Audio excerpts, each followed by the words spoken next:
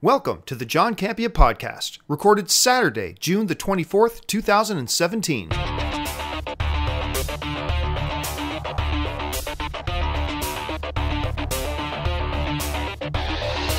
Well, greetings and salutations, everybody. Welcome to the John Campea Podcast on this beautiful weekend, at least here in Burbank, California. I gotta say, it's a beautiful day outside. We've had some weather here lately, but I'm so glad to be back. Hey, listen, guys, first of all, I want to say thank you. You know, when I restarted back up the podcast this week, I didn't know what the response would be because, you know, I hadn't done an episode in 9 months. I had been insanely busy. The last 9 months, the last year of my life has been insanely nuts. You know, in just three episodes, I think, in just 3 episodes, you guys made the John Campea Podcast crack the top 10 in the iTunes podcast charts. I want to thank you so much for that. And hey, listen, do me a favor, even if you're just listening to this podcast on YouTube, because I know a lot of people listen to this podcast and the show on YouTube.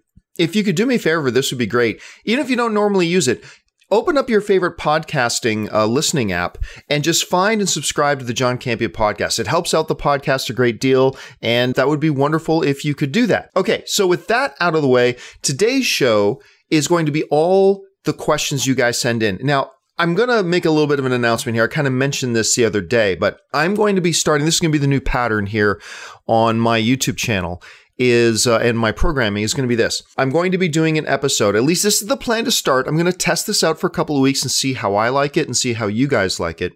But what I'm going to do is the John Campea Podcast will be every morning. And the John Campea Podcast will basically just be all interaction with you guys. So that's basically going to be the questions and topics that you guys send in. So I'm going to do that every morning and I'm hoping that a lot of the questions you guys will send in will be about the previous day's news so we can get more in depth into the previous day's news. And then later in every day, Monday through Friday, I'm going to be launching my new show called The Movie Vlog. VLOG, not BLOG, as my old website was, but The Movie Vlog, which is going to be like probably a 10 to 15 minute show that basically looks at all of that day's movie news, breaking it down, and then getting into specifics to give you guys some more information, more detail about the specific stories. I'm really excited about it. It's something I've wanted to do for a long time. One of the reasons I wanted to do this for a long time is because, you know, back when I was with Collider and doing Collider Movie Talk, because of how many people were involved and all that kind of stuff, we were doing movie news shows in the morning, but we were doing movie news shows about the previous day's movies or movie news. So like we would do a show on Wednesday, and for the most part, the Wednesday show was about all the news that came out on Tuesday. And I'm going to do the movie blog in the late afternoon so that my movie vlog that's on Tuesday is actually about Tuesday's news. And I've been excited about trying that for a while. It just wasn't possible over at Collider because of the number of moving pieces and moving parts and the number of people that need to be involved. But hey, it's just me now. So I've got no excuse. So Monday through Friday, starting this Monday, will be the John Campea Podcast in the mornings and the movie vlog later in the afternoons and the early evenings, peppered in there with other movie reviews and TV reviews and things like that. So I'm going full throttle on my YouTube channel for a while, and I hope you guys come along for the ride. And thank you for joining me on this Saturday for this episode of the John Campea Podcast. Okay, so with that out of the way, let's dive into it. How do you get a question to me? There's 2 ways you can get a question for the John Campea Podcast. That is this. Either number 1, email me at thejohncampeapodcast@gmail.com. I know that's a long email address, but it's thejohncampeapodcast@gmail.com. You can send in a question there, or make sure you're following me on Facebook or Twitter, because I'll put out calls on Facebook and Twitter asking for questions, and then you can just leave a question in my Facebook comment, or you can tweet me a question, and I take questions from there as well. And if I'm going to do this every day, I'm going to need a lot of questions and topics and points of view from you guys, so please make this your show as well. All right, now let's get down to it with the first question of the day. And the first question today comes to us from Michael Kaye, who writes, aside from just getting rid of Michael Bay, what would it take for the Transformers movies to improve creatively? Well, I mean, nothing different than the way you'd try to create anything good in movies. Start with a good story. I mean, really, that's it. Something happened. I don't know what it was between Transformers 1 and Transformers 2. Transformers 1, I thought, had a decent story. Now, yes, a lot of people wanted more Transformers and less humans, and really the first Transformers was more a Shia LaBeouf movie than an Optimus Prime movie, and sure, all those criticisms are totally valid. But for whatever reason, the first Transformers movie really worked for me. As a fan, the movie just clicked, and it started with a decent story. But once we move beyond the first one, it's almost like Michael Bay, who I thought did a very good job on the first one. And I'm not a Michael Bay hater. I have hated what he has done with Transformers 2, 3, 4, and 5. But I'm not a Michael Bay hater. I like Armageddon. I like The Rock. I like Pain and Gain. I like 13 Hours. I think when he puts his mind to it and wants to be, he can be a pretty darn good director. I'm not going to say one of the greats, absolutely not. But when he's on his game, I think Michael Bay can be a pretty good director. I think Transformers 1 is one of those films. But it feels like after the first Transformers, some brain trust somewhere, including Michael Bay, went, you know what? All the audience really seems to care about is big explosions, so let's just focus on that. What you end up with, and this is a term I've been using a lot about the Transformers movies, is what you end up with is visual noise. Action without dramatic purpose. Action that doesn't serve the story is just visual noise. And I've been drawing this comparison the last few months, and I think it's an appropriate one.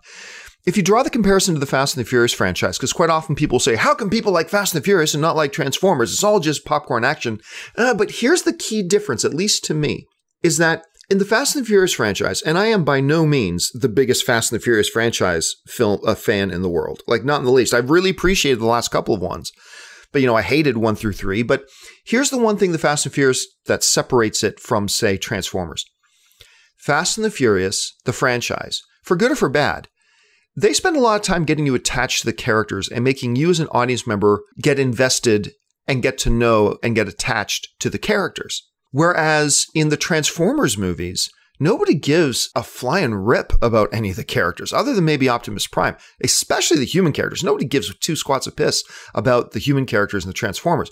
We don't care. I can't even tell you the name of any of the characters in Transformers 2, 3, 4, or 5. I can remember Kaye, and that's about it. What Fast and the Furious as a franchise has done is they spend a lot of time getting you invested, and sometimes they do it very cheesy, but they get you invested in the character. So when the characters get involved in their big, ridiculous popcorn explosion action sequences, it has dramatic function because you care about the characters involved. In the Transformers films, at least since the first one, to me at any rate, and I'm only speaking for myself, you get these big action set pieces with robots that sometimes I don't even know who's on which side. I certainly don't care about these characters. I'm oftentimes, and I think the audience is true, often the movie doesn't even give you a really set out, why are these action sequences happening right now? What's the purpose of this? How does this make sense? And they just put together some, granted, gorgeous looking visual effects, massive set pieces, but that don't serve dramatic purpose and thus don't serve the story. So when you're asking the question, aside from getting rid of Michael Bay, and I don't necessarily think Michael Bay is the problem, but he's certainly become a part of it. What do you do to improve it? Just start with a good story. Just sit down, find a good story somewhere. I'm even okay with skinning. And by skinning comes as an old video game term where you take a character like your favorite. I used to play this first-person shooter called Unreal Tournament. It's probably still my all-time favorite first-person shooter, but at any rate. But it had the ability where you could take it and skin your character. So you could put you can make your character look like Homer Simpson, or you can make your character look like Deadpool, or whatever. You could skin it.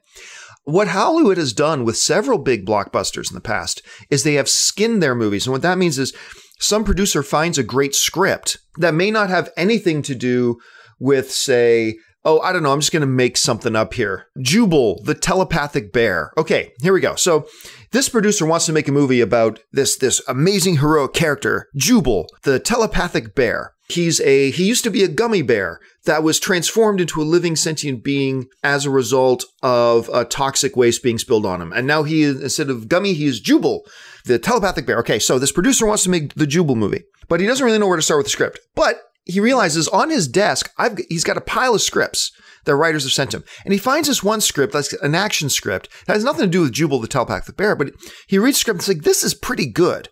Let's skin this and make it a Jubal, the telepathic bear movie. So he'll take it, hire another writer to take that script and just rework that script with the core story intact, but to make it a Jubal the Telepathic Bear story. It's called Skinning. I wouldn't even be, it's not that necessarily the best thing to do, but I wouldn't be against that for any filmmakers that want to take the next step and try to make another Transformers movie in the future. I mean, really, they should just scrap the whole thing. They should scrap it and reboot. I mean, it worked for the Hulk. It worked for Spider-Man. Just scrap it and reboot. And when you do, just find a good script, take the core elements of that story, then make those story elements the heart of your Transformers movie, and then build a Transformers movie on top of it. Again, I'm not saying that's the best thing to do, but they've clearly seemed to have lost their way with the Transformers franchise. So because of that, I'm up for them trying just about anything to get this thing back on the right course. All right, the next question comes to us from Dominic Holloway, who writes, having seen Baby Driver and knowing that Edgar Wright was in talks to do Ant-Man for the longest time, what's a film franchise you'd love to see him tackle if he had creative control? Everybody knows I'm a huge fan of Edgar Wright. I've had the privilege and opportunity to get together with him on a number of times.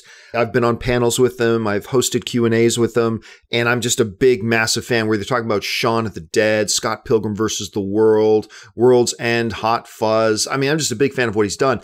And my review for Baby Driver is on my YouTube channel right now. So if you want to go find that, it's at obviously youtube.com/John Campea, and you'll find my Baby Driver review there. I loved the movie. It's my second favorite movie of the year, behind Logan. It's my second favorite movie of the year.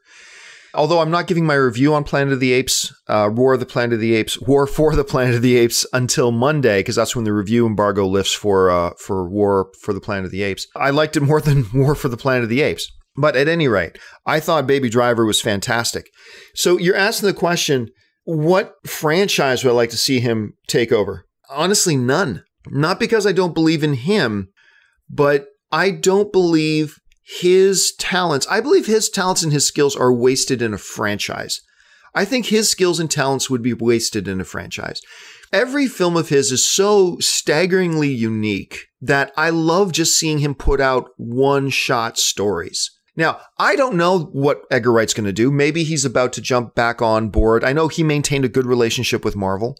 So maybe he jumps back on board with Marvel after the Ant-Man thing kind of fell apart. And that situation was nobody's fault. That was just circumstances and time that got in the way. But I know he's maintained a good relationship with Marvel. Maybe at some point he jumps back on board with Marvel. Maybe he shows up in the Universal Monsters universe. Maybe Edgar Wright shows up in the DC Cinematic Universe.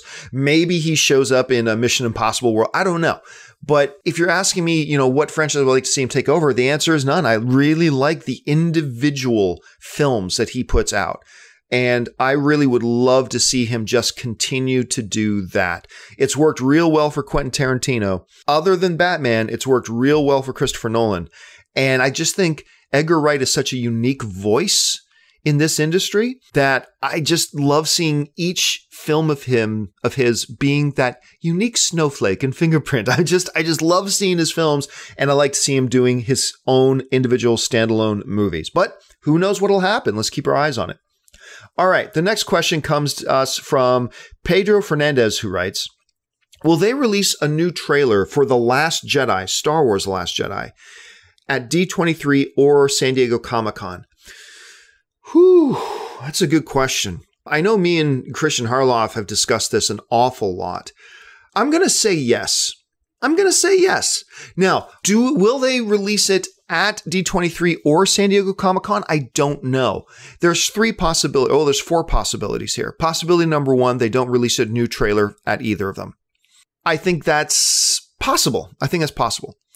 Option number two, they release one at D23. Option number three, they release one at San Diego Comic-Con. Option number four, they release one at D23 and then show it again at San Diego Comic-Con. There's a possibility that they show it at D23, don't release it, and then show it at Comic-Con and then release it online.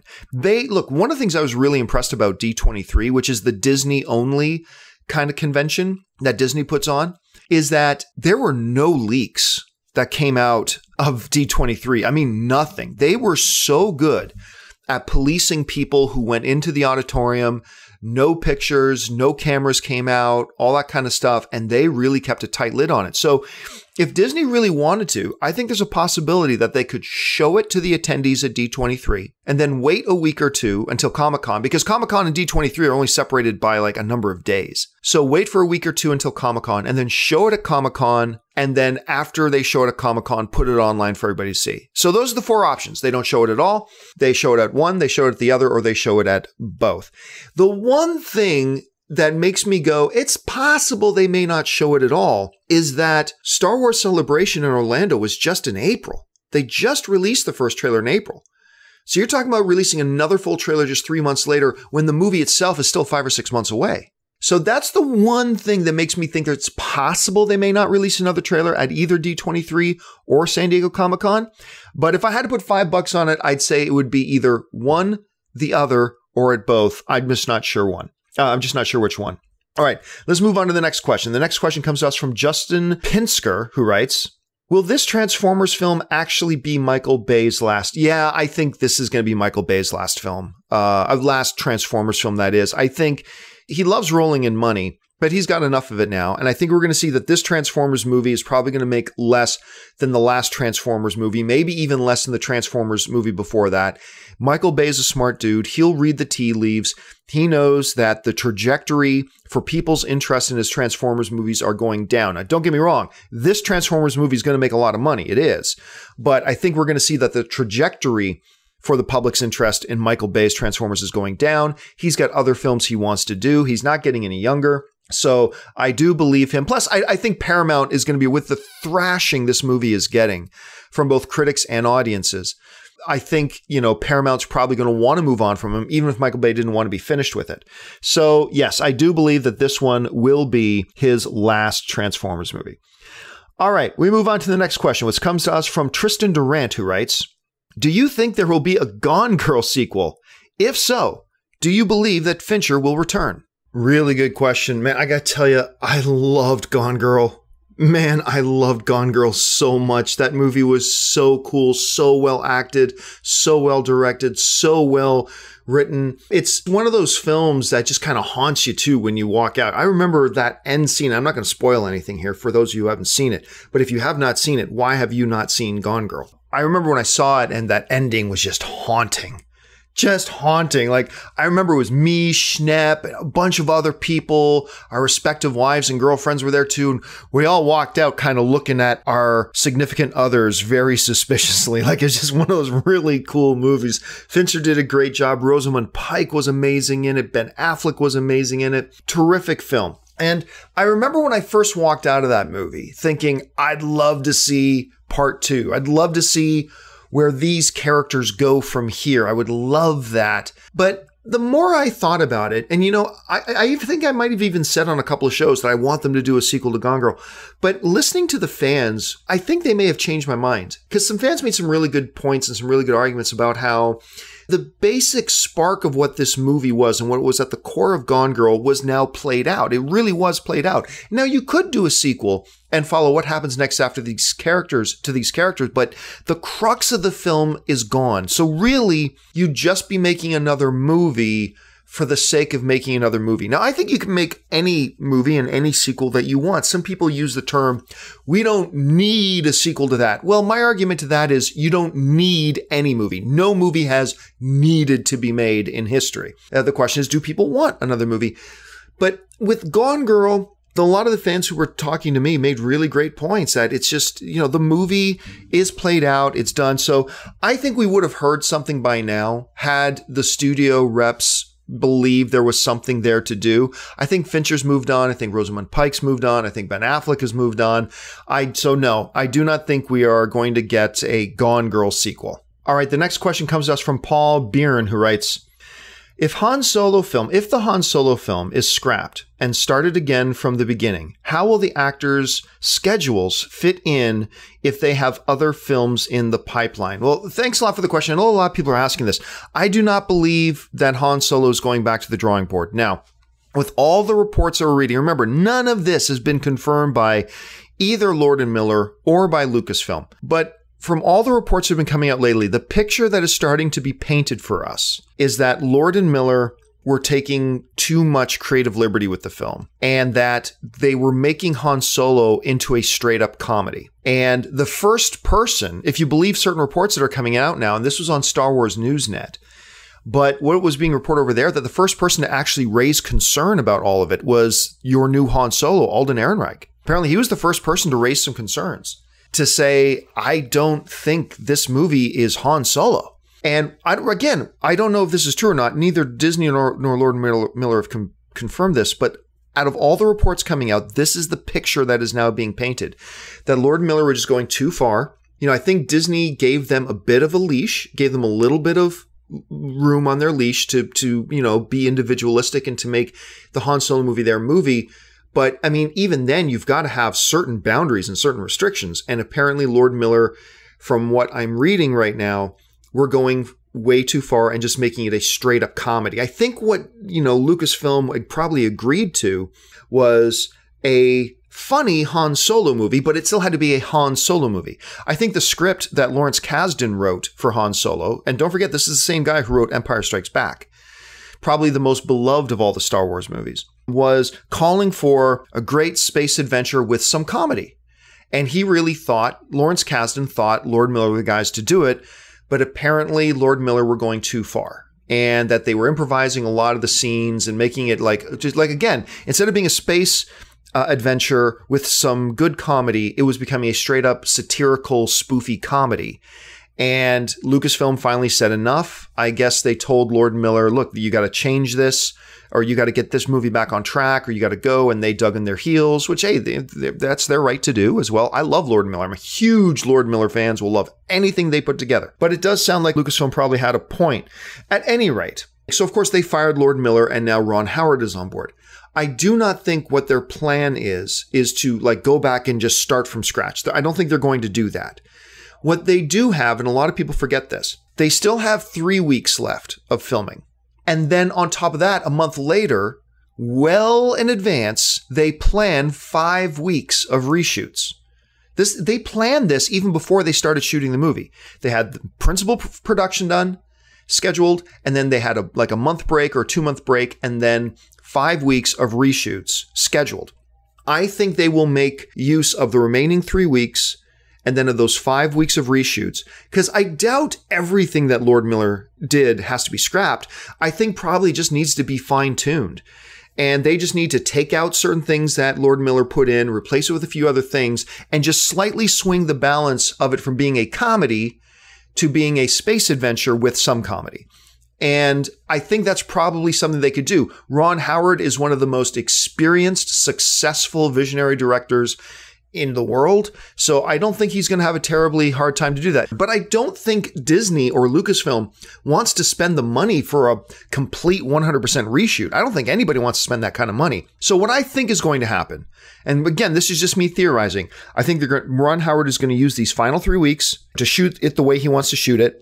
And then he's going to, during that month or 2-month break, before reshoots start, he's going to really sit down and put a cut together of the film. He's going to put an edit of the film together, decide what he needs to use those final 5 weeks of reshoots for to improve the film, to make it the type of film that both he and Lucasfilm want it to be. And then they'll do the best they can with the 5 weeks. Now, remember, this is not unprecedented.